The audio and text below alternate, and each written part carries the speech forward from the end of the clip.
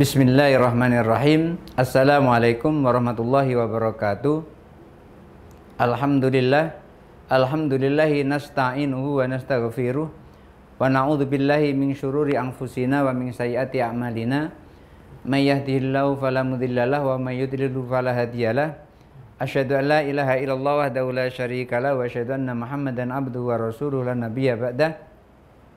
Allahumma salli ala sayyidina Muhammad wa ala ali sayyidina Muhammad. Rabbi shrah li sadri wa yassir li amri wa hlul 'uqdatam min lisani yafqahu qawli, amma ba'du. Pemirsa Kompas TV Jambi yang dirahmati Allah, dalam acara Mutiara Iman pagi ini kita akan membahas tentang semua amal tergantung pada niat. Apa maksudnya ini? Apa yang dimaksud semua amal tergantung kepada niat? Jadi amal-amal yang mana saja yang tergantung pada niat? Qaulu sallallahu alaihi wasallam, sabda Nabi sallallahu alaihi wasallam, innamal a'malu binniyat, sesungguhnya amal itu tergantung pada niat. Yahtamilu innama sihhatul a'mali. Yang dimaksud dengan innamal a'malu binniyat, semua amal tergantung pada niat, itu maksudnya adalah innama sihhatul a'mali, sesungguhnya sahnya amal itu tergantung pada niat. Au tasihhul a'mali, sesungguhnya benarnya amal itu tergantung pada niat. Au qabulul amali, au qabulul a'mali, sesungguhnya diterimanya amal itu tergantung kepada niat. Au kamalul a'mali, atau sempurnanya amal itu tergantung pada niat. Jadi innamal a'malu binniyah itu maksudnya adalah sahnya amal tergantung kepada niat, benarnya amal tergantung pada niat, diterimanya amal tergantung pada niat, sempurnanya amal tergantung kepada niat. Itu yang disampaikan oleh Imam Nawawi rahimahullah. Dan juga wa bihadza akhadha al-Imam Abu Hanifah rahimahullahu taala. Dan ini juga yang disampaikan oleh Imam Abu Hanifah rahimahullahu taala. Siapa Imam Abu Hanifah rahimahullahu taala itu? Imam Abu Hanifah rahimahullahu taala itu adalah seorang pendiri mazhab yang pertama yang namanya mazhab Hanafi. Di mana Imam Abu Hanifah ini ia punya seorang guru namanya Imam Hammad. Salah satu dari guru Imam Abu Hanifah adalah Imam Hammad. Di mana Imam Hammad ini pernah mendapat tantangan dari seorang ateis. Tantangannya orang ateis itu adalah ia membuat pertanyaan, benarkah Tuhan itu ada? Benarkah Allah itu ada? Kalau memang benar, tunjukkan di mana keberadaannya. Namanya orang ateis, nggak percaya dengan Tuhan, maka dia menantang ulama yang seperti itu. Nah, malamnya Imam Hammad ini bermimpi. Apa mimpinya? Dia mimpi berada di dalam suatu kebun, di mana kebun itu rindang sekali kebun itu. Kemudian kebun rindang itu buah-buahnya banyak sekali. Tiba-tiba datang babi. Babi datang itu nyeruduk tanaman-tanaman pohon yang ada di situ. Setiap yang diseruduk itu roboh, begitu roboh terus dimakan, mulai dari daun, kembang, buahnya, semuanya dimakan sampai ke akar-akarnya. Nah, pada saat pohon itu tinggal satu, tiba-tiba muncul macan. Harimau datang dan menerkam babi itu. Babi diterkam oleh macan itu, lalu babi itu mati. Setelah itu tinggallah macan itu bersama pohon yang tinggal satu itu tadi. Menung Imam Hammad, gurunya Imam Abu Hanifah. Menung. Ya Allah, kok seperti ini?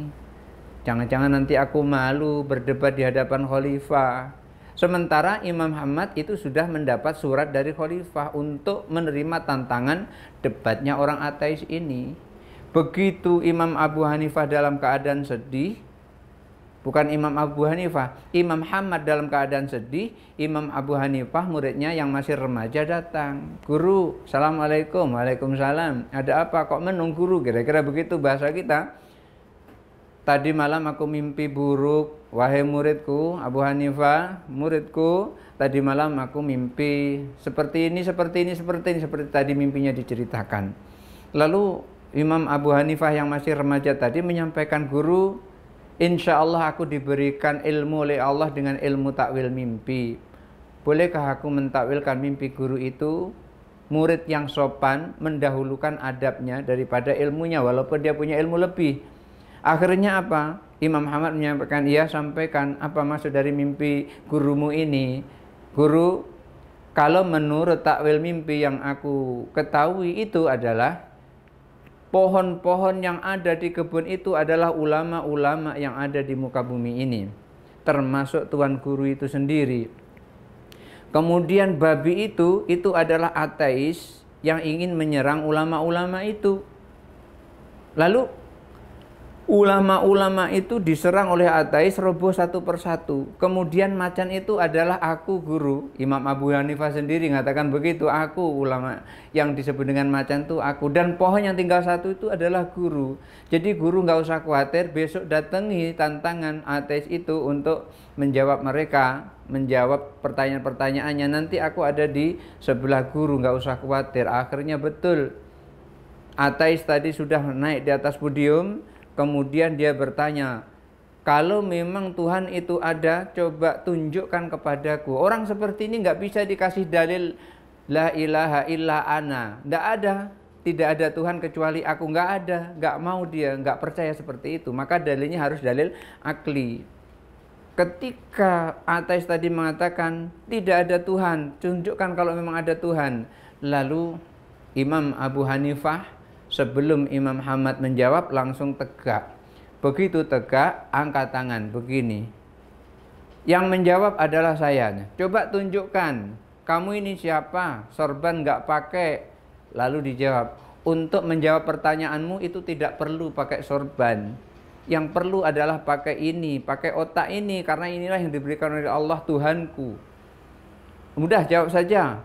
Dari pertanyaanku itu, kira-kira begitu. Ateis tadi mengatakan. Lalu Imam Abu Hanifah menyampaikan, jawabannya ada pada dirimu. Loh, kok ada pada diriku? Sekarang aku bertanya, kamu punya otak atau tidak? Kamu punya roh atau tidak? Nah, itu pertanyaan Imam Abu Hanifah. Lalu agak bingung ateis ini. Dijawab, aku punya otak, aku punya roh. Sekarang tunjukkan kepadaku di mana otakmu dan di mana rohmu. Bentuknya seperti apa otakmu dan bentuknya seperti apa rohmu. Lalu ketika ditanya seperti itu bingung juga dia. Ya mana bisa kelihatan nyawaku, rohku nggak kelihatan. Yang ada, yang jelas ada pada tubuhku, itulah juga Allah begitu. Allah itu ada tapi nggak bisa dilihat, seperti nyawamu ada, rohmu ada, dan kamu tidak bisa melihat. Inilah akhirnya kalah si ateis ini dalam debatnya kepada Imam Abu Hanifah. Nah, inilah Imam Abu Hanifah juga berpendapat bahwasanya yang disebut dengan semua amal tergantung pada niat itu adalah benarnya amal, sahnya amal, sempurnanya amal, diterimanya amal, semuanya itu bergantung pada niat. Apakah semua amal bergantung pada niat? Wa yustasna minal a'mali makana min qabilit turuki. Tidak semua amal itu tergantung pada niat. Ketika amal itu dari sisi membuang, artinya harus dibuang, maka tidak perlu niat. Seperti apa? Kaizalatin najasati, seperti menghilangkan najis. Ketika seseorang menghilangkan najis itu tidak butuh pada niat. Lalu boleh nggak kita berniat? Boleh. Niatnya punya pahala tersendiri, tapi sahnya menghilangkan najis itu bukan tergantung pada niat. Sahnya menghilangkan najis itu kalau sudah hilang baunya, warnanya, rasanya. Misalnya kena tai ayam gitu, habis ngurusi ayam kena tai ayam bajunya, kemudian terus dicuci, nggak usah pakai niat. Nggak usah pakai apa-apa, nggak usah niat, yang penting dicuci sampai bersih, dibilas sampai lebih dari 3 kali, hilang baunya, hilang warnanya, hilang rasanya, udah sempurna seperti semula, maka sah itu najisnya bersih. Jadi bersihnya najis, sucinya dari terkena najis itu tidak tergantung pada niat, tapi tergantung pada hilangnya najis itu. Waraddul wusubi, dan juga mengembalikan barang yang dirampas. Itu tidak tergantung pada niat, tapi tergantung pada apa? Tergantung barangnya sudah dikembalikan apa belum. Kalau barang sudah dikembalikan, udah selesai urusan gosopnya tadi, urusan merampasnya tadi udah selesai. Niat atau tidak niat itu sah sudah, karena barang sudah dikembalikan. Wal awari, mengembalikan pinjaman, itu juga tidak tergantung pada niat. Walaupun dia niat tapi duitnya nggak dibalik-balikin, nah tetap masih hutang dia. Oleh karena itu ketika seseorang membayar hutang, tidak usah pakai niat, sah bayar hutangnya. Tapi dengan syarat duitnya dikembalikan, diserahkan. Pinjam 100 kembali 100, pinjam 200 kembali 200. Kalau lebih itu ucapan terima kasih. Ini kemarin aku pinjam 200, ini aku lebihkan 5.000 sebagai ucapan terima kasih. Enggak apa-apa, tapi orang yang meminjam tidak boleh. Yang memberi pinjaman maksudnya tidak boleh. Ini aku pinjami 200, besok mengembalikan 205.000 ya. Itu enggak boleh, riba yang seperti itu. Karena akadnya tidak ada. Tapi kalau akadnya aku pinjami 200, nanti kamu berdagang 5% dari keuntungan aku, yang 8%, 80, 95% keuntungan kamu. Boleh yang seperti itu, nggak apa-apa. Maka mengembalikan hutang itu tidak tergantung pada niat. Sahnya tidak tergantung pada niat, tetapi sahnya tergantung pada sudah dikembalikan atau belum. Lalu kalau ada niat, niat punya pahala tersendiri. Wa isalul hadiyati, dan juga menyampaikan hadiah. Ketika memberikan hadiah, yang penting hadiah itu sudah diberikan, pakai niat maupun nggak pakai niat, sah itu. Kalau pakai niat berarti ada niat tersendiri, ada pahala tersendiri dari niat itu. Wa ghairu dzalika, dan lain sebagainya. Fala tatawaqqafu sihatuha ala niyatil musahhahati. Semua ini menghilangkan najis, mengembalikan barang rampasan, mengembalikan uang pinjaman atau mengembalikan utang, menyampaikan hadiah atau memberikan hadiah, sahnya semuanya ini tidak tergantung pada niat, tetapi tergantung pada pelaksanaannya. Kalau menghilangkan najis, najisnya hilang. Gosop tidak dikatakan gosop lagi atau merampas lagi kalau rampasannya sudah dikembalikan. Minjam tidak dikatakan minjam lagi kalau uang pinjamannya sudah dikembalikan, dan begitu seterusnya. Akan tetapi yatawaqqafu sawabu fiha ala niyati taqarrubi. Niat yang digunakan ketika dia menghilangkan najis, niat yang digunakan ketika ia mengembalikan barang rampasan, niat yang digunakan ketika dia mengembalikan uang pinjaman itu tadi atau menyampaikan hadiah, inilah niat taqarrub, niat ibadah kepada Allah. Ini yang memperoleh pahala, niatnya ini pahala tersendiri. Wa min dzalika ma idza at'ama dabatahu, dan yang lainnya seperti ketika seseorang memberi makan binatang ternaknya, seperti saya memberikan makan ikan di belakang rumah saya umpamanya, atau seseorang memberikan makan ayam. In qasada it'amaha imtithala amrillahi ta'ala fa innahu yusabu. Kalau memberikan makan itu karena menjalankan perintah Allah Ta'ala, maka ia memperoleh pahala. Memberikan makan ayam karena menjalankan perintah Allah, dapat pahala. Memberikan makan ikan karena memperoleh pahala apa? Karena memenuhi perintah Allah, menjalankan perintah Allah, maka ia memperoleh pahala. Fa in qasada it'amaha hifdzal maliyati fala thawaba. Tapi kalau memberi makan ayam tujuannya biar ayam itu gemuk.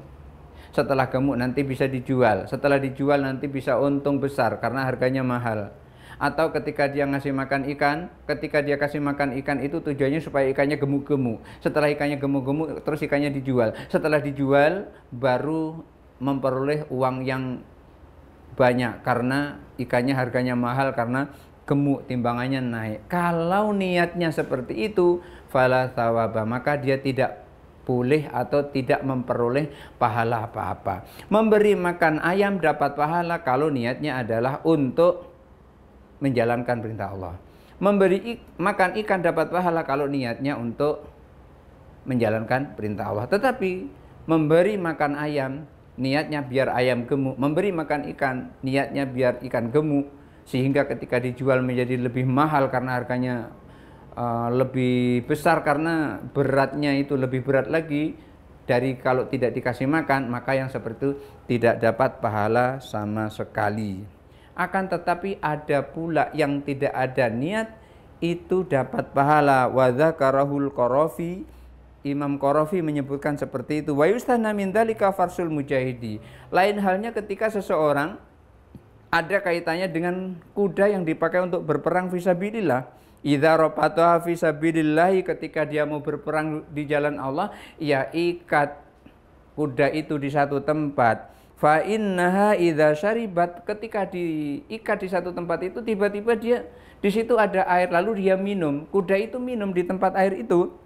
Wa wala yuridu sakyuha, padahal yang mengikat kuda tadi tidak ada niat sama sekali supaya kuda itu minum di situ.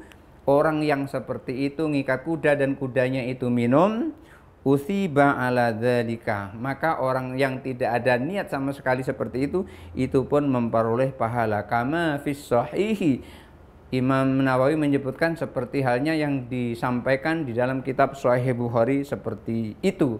Wa kadzalika az-zaujatu, demikian juga ketika seseorang memberi makan kepada istrinya, ketika niatnya adalah menjalankan perintah Allah, maka dia memperoleh pahala. Kalau niatnya yang lain-lain tidak memperoleh pahala. Wa kadzalika iglaqul babi, demikian juga pada saat malam hari kita menutup pintu. Ketika menutup pintu itu menjalankan perintah Allah, bukan karena nanti kalau nggak ditutup orang pada mencuri, tidak begitu. Niatnya itu adalah karena Allah, menjalankan perintah Allah, maka orang yang seperti itu mendapat pahala dari perintahnya, menjalankan perintah. Wa itfaul misbahi indan naumi, dan juga mematikan lampu pada saat tidur.